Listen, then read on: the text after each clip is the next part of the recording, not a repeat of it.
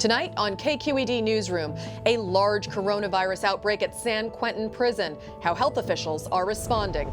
Plus, the pandemic has hit nonprofits hard. We talk with the regional CEO of Goodwill about their struggle to continue helping the Bay Area.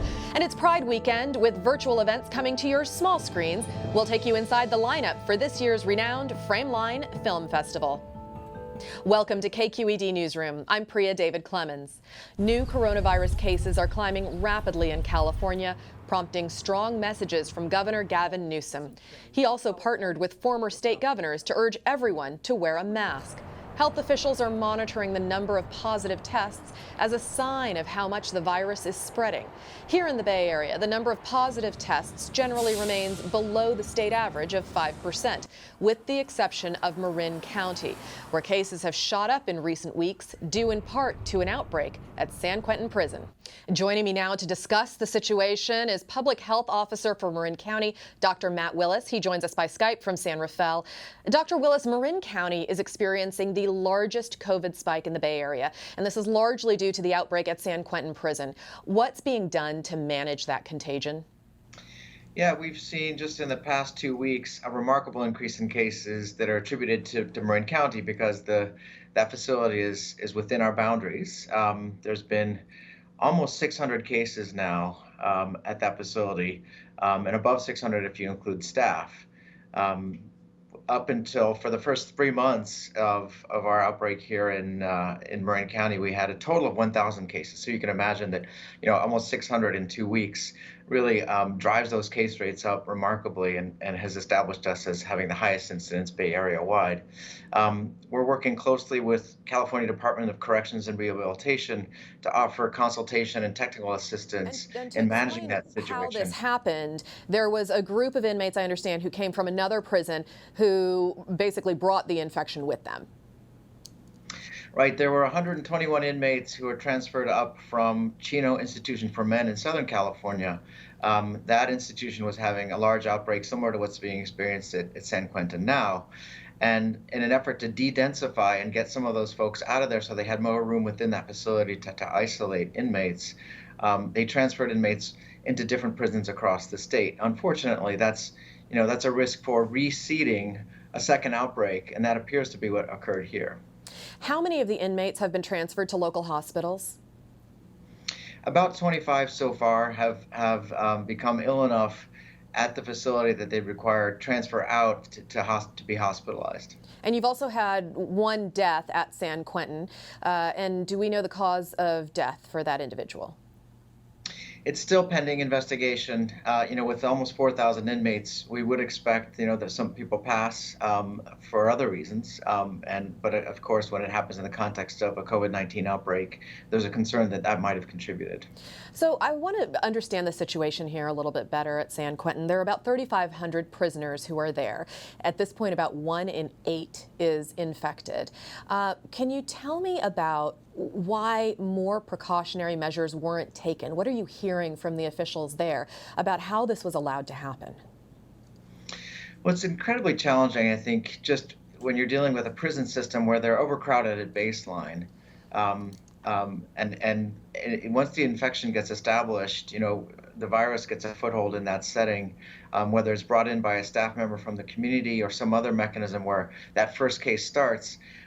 Once it's established, it's really challenging to manage the spread because there's very little opportunity to isolate people who are infected from those who are not, just architecturally in terms of the numbers. And so, there's really no substitute for prevention. And I think when we learned that number of inmates had come from a facility that was having an outbreak, who had been exposed, had been untested, and had been placed in that facility, at that point, we knew the stage had been set for what's unfolded. You expected to see this, and actually there was a warning 2 weeks before. Experts from UC Berkeley and UCSF, health experts there, warned that there could be a major outbreak, a catastrophic outbreak, if the prison population wasn't reduced by 50%. And now the suggestion was to do that through decarceration. Was there any serious consideration given to that idea? Absolutely. I mean, some of this is who has jurisdiction and control over what. We can offer the recommendations from a public health standpoint, super sound public health that we need to de-densify these facilities to get people out so that they can actually isolate people who are infected from those that aren't. But it's up to the correction system to implement that and operationalize how that would occur. That's happening, but the wheels turn slowly, and the numbers of people who are being released are currently probably not sufficient to achieve that goal of being able to create room within the facilities to have people far enough apart to prevent spread. I think there's also concern that if people are released into the community or they're going to local hospitals, that infection will spread more rapidly throughout the community. What would you say to that concern? Is it something that you're worried about? Well, we know that the virus is present, and we want to be careful not to stigmatize this particular issue. I mean, it's obviously a major concern, and we're concerned that more measures weren't taken early on to prevent this. We also recognize that inmates have rights to the highest available standard of care when they do become ill, and we don't want to, act like one case that comes into a community is a particular risk. I mean, we're having every case is obviously a risk, but the fact is that we've had 50 to 60 cases in Marin County in just our native population every day, whether it's workplaces or other settings. And it really gets back to those fundamental precautions we all should be taking to protect ourselves. So I'm less concerned about inmates being released, especially because we are tracking them. We're giving their information. We're giving their contact information. We're able to follow them, just like the other 1,000 plus cases we've had so far in the county. Are there enough safeguards, do you think, now in place to mitigate what has been happening there, to bring this contagion down, to control it at San Quentin? Yeah, we're working every day with the staff there to ensure that they have access to the best available information and knowledge, subject matter expertise in terms of how to manage the situation, making sure they have access to the protective equipment, the PPE, the mask wearing, the gowns, the face shields. They have supply chains for that from the state, but sometimes we're able to supplement that at the local level. Again, so much of the challenge here is just built into the environment itself. You have, large cell blocks with a common area, one roof, shared ventilation, hundreds of inmates, and not a lot of opportunities to move them around within that facility. Once a few become infected, cohorting those away from others is an incredible challenge. So they are doing their best, but I think the stage is set for at least another few hundred cases. What about in the population at large throughout Marin County? There have been growing numbers of cases in general throughout the Bay Area, throughout California. What are you seeing as the economy starts to reopen and people start to go back out? Yeah, we have been seeing a gradual increase in cases across the county, and we're through testing and identifying the demographics and the occupation of the people that are coming forward with the disease. I think we're able to describe it more specifically. And really the dynamic we're seeing is that it's primarily our essential workforce, those people who have been out from the beginning of the shelter in place, serving as the backbone of our economy. Many are lower income, many from our Latinx communities, being exposed in that workplace environment, bringing it home into a household where you might have 5 to 10 people living in one apartment and amplifying the numbers. So one case of a worker coming back to a household, and then that one case might become 5 to 10 cases based on who's been exposed at the household. And that happening over and over and over again has really driven the numbers upwards. About 90% of our cases over the past 3 weeks have been attributed to that particular dynamic in the Latinx community. So the guidelines seem to be continue to practice social distancing, wear your mask, wash your hands.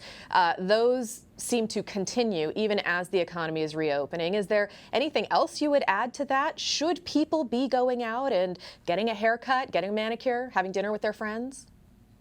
Yeah, I think it's important for people to realize that, one of the shifts in the shelter in place is moving from kind of restrictive policies at the public health level and putting it more into the hands of individual choice. And the responsibility is being delegated across our community to our business owners and our community members themselves.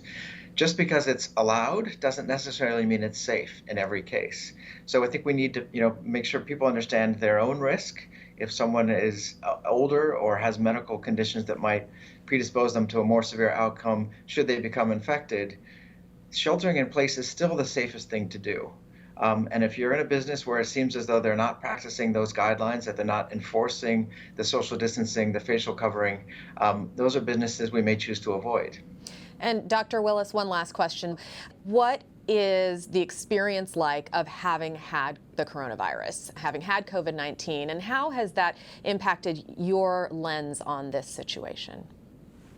Yeah, I was diagnosed about a week after we instituted the shelter in place in mid-March, and had a few days of mild symptoms and thought I was going to be in that fortunate group that sort of has a week of mild illness and recovers. Unfortunately, kind of took a turn for the worse, and I ended up 2 weeks more or less, in bed continuously with fever. Fortunately, I have good home support, and I was able to recover completely. But it definitely, I have a lot more respect for the virus now. I had underestimated, the power, and it's really given me, I think, a sense of what I'm trying to do for the community to prevent.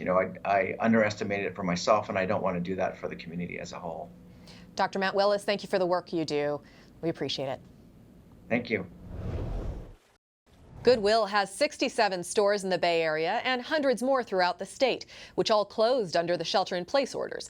As those restrictions have loosened, some Goodwill locations have also opened their doors for shopping and donations, with new social distancing and contact-free procedures.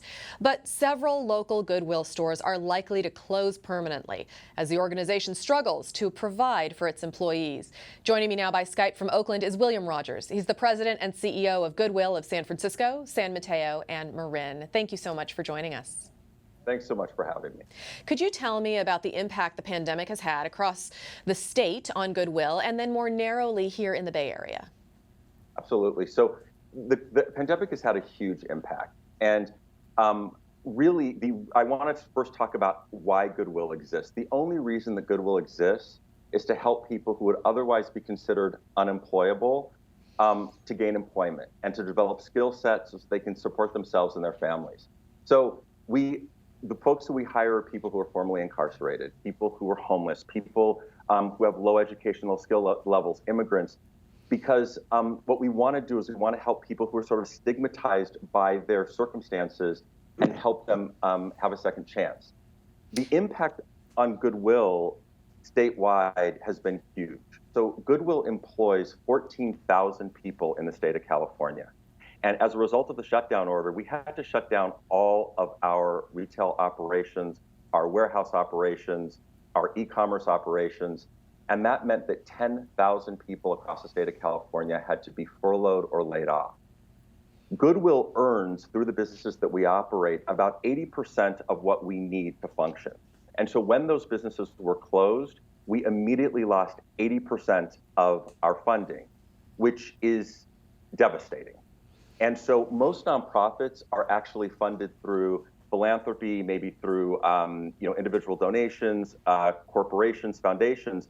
But because Goodwill is largely self-funded by 80%, when the shutdown order came in place, we had to shut everything down, which meant that there was no work for the employees that we employ. And so have you been able to get assistance from state or federal government or philanthropic donations? Unfortunately not. What's happened is that we have over 500 employees. And so Goodwills are separated by chapters, and each chapter, there's 157 chapters across the United States. In 8 of the 14 chapters in California had fewer than 500 employees, but the rest of us had more than 500 employees. And that meant that we were not eligible for any federal aid in the form of PPP.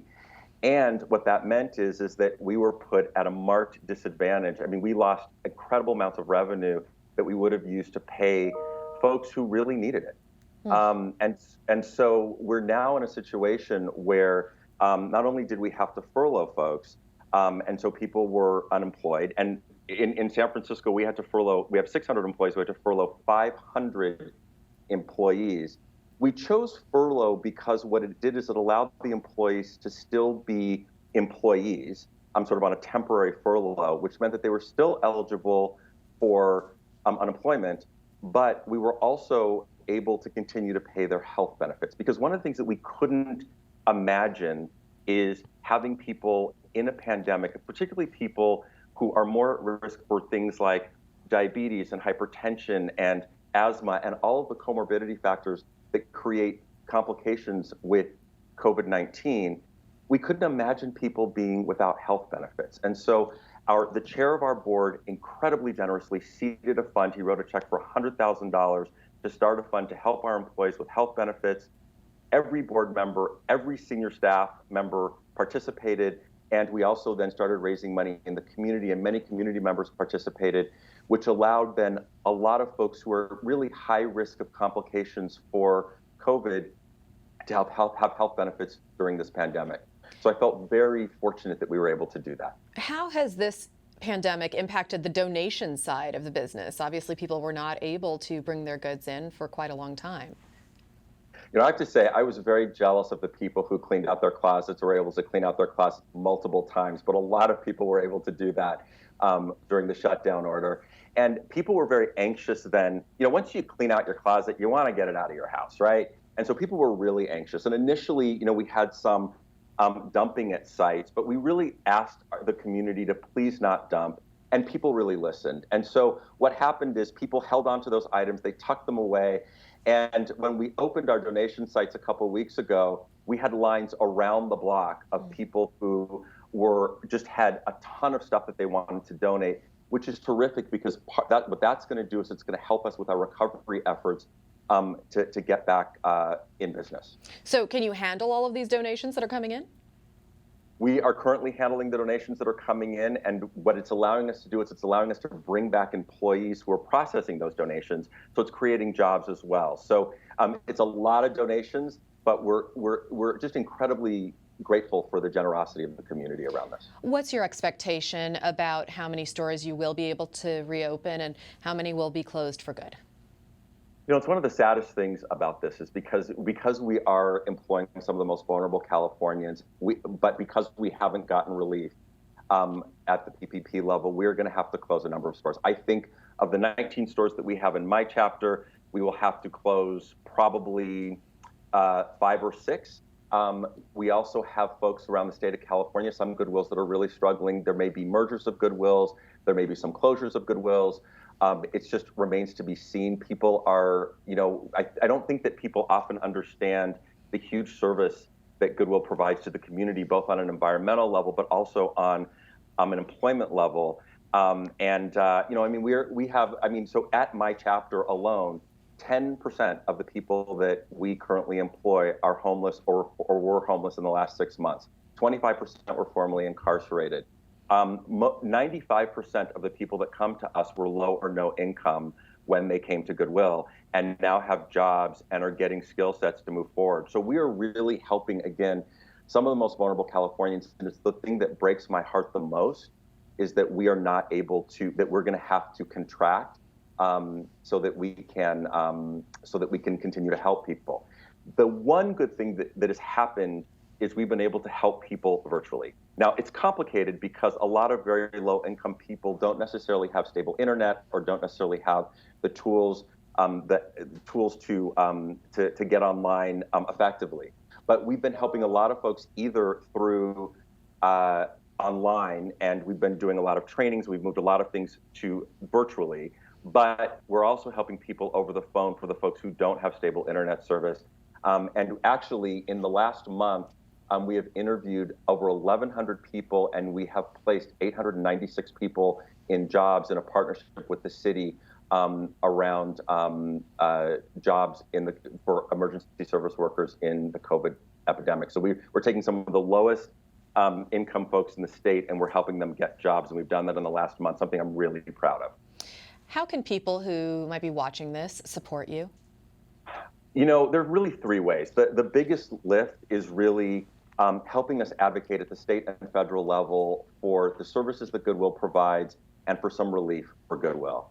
I think the second thing that people can do is they can donate money. People often don't think about donating money to Goodwill. They think about donating their items.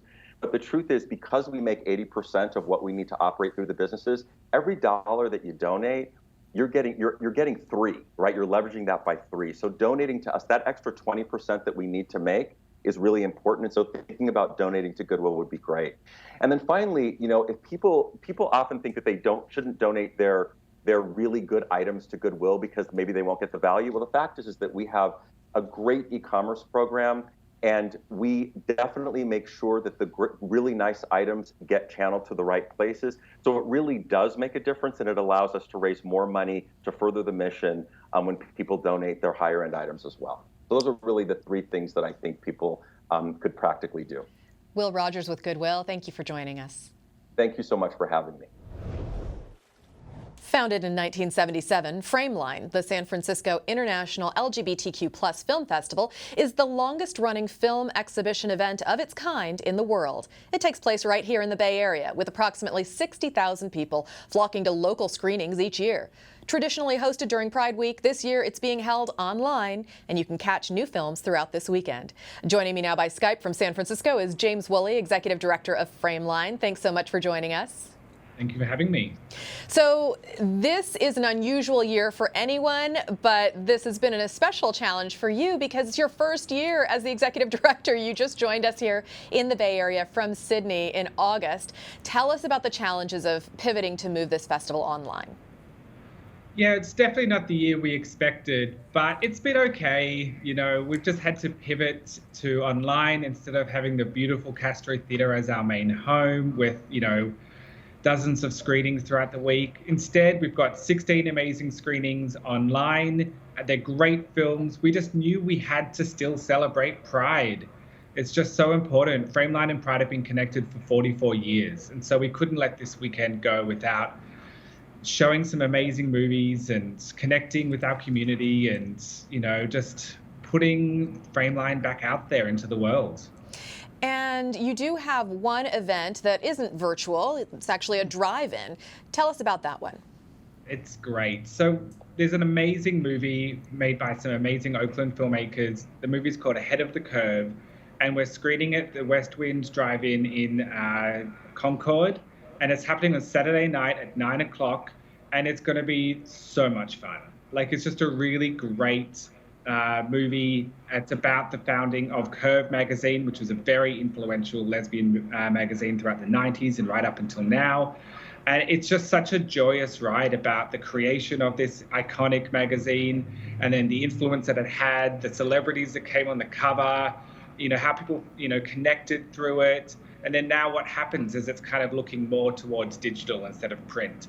I love this movie, and I really think people are going to have so much fun on Saturday night, sitting there in their cars, honking their horns, and just having a great time. So we're thrilled to be doing it. I think it's going to be the most fun you can have Saturday night in the Bay Area. Well, you certainly seem to be encouraging people to come out to it. Tell me about some of the other films that are being screened right now. Yeah, so another one that's just a bit of fun is called Stage Mother, and it's a story about a Texas Christian woman who inherits a gay bar in San Francisco, and they're famous for their drag acts. And what they do is, revitalize this drag club and have a lot of fun. And, this Christian woman has to kind of come to terms with what San Francisco gay culture is like. And likewise, they have to come to terms with her. But it's a really fun, good movie. It stars Jackie Weaver, who's been nominated for an Oscar twice. And it also stars Lucy Liu, who's very, very great and fun in it. We miss seeing her as often as we used to.